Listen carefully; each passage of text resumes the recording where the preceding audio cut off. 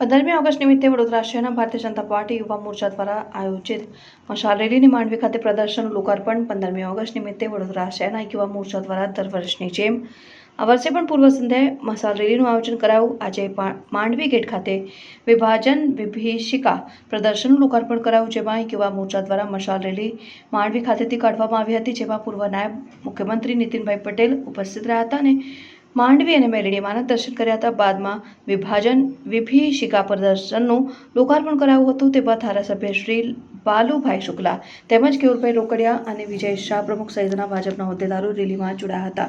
Reporter Nikhil ગાયકે, Janarpan news. જો બાંગ્લાદેશમાં અત્યારે જે ચાલી રહી છે એ આઝાદી વખતે પણ આ જ પરિસ્થિતિ હતી।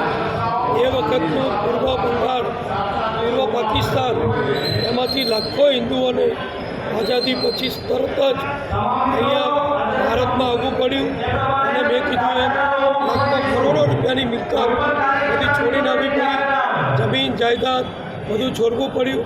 બેન દીકરીઓની પણ આબરૂ ઘણી જગ્યાએ લૂંટાઈ, અનેક દીકરીઓના અપહરણ થયા, અનેક મંદિરોને પણ સળગાઈ મારવામાં આવી। કમનસીબે અત્યારે શેખ હસીનાના પાકિસ્તાન બાંગ્લાદેશમાંથી નીકળ્યા પછી જે પરિસ્થિતિ આપણે જોઈ રહ્યા છીએ, લગભગ ભૂતકાળ જેવી જ પરિસ્થિતિ અત્યારે પૂર્વ પાકિસ્તાન એટલે કે બાંગ્લાદેશમાં છે। 1 કરોડ કરતાં વધુ હિન્દુઓ અત્યારે ત્યાં વસે છે। તે બધાના જીવન ઉપર જોખમ છે। ધંધા, રોજગાર, શિક્ષણ બધું ઠપ થઈ ગયું છે। આપણા અનેક મંદિરો ઉપર હુમલા થયા, અનેક મંદિરોને સળગાઈ માર્યા છે। આ બધી જ વિપરીત પરિસ્થિતિમાં હિન્દુઓને રક્ષણ આપવા માટે માનનીય વડાપ્રધાન નરેન્દ્રભાઈ મોદીજીએ એ બંગાળના, પશ્ચિમ બંગાળના એટલે કે બાંગ્લાદેશના જે વડાપ્રધાન મોહમ્મદ યુનુસ બન્યા છે, એમને પણ કહ્યું છે કે હિન્દુઓની રક્ષણ કરવાની જવાબદારી તમારી છે અને તમે એમને સારી રીતે રક્ષણ આપો।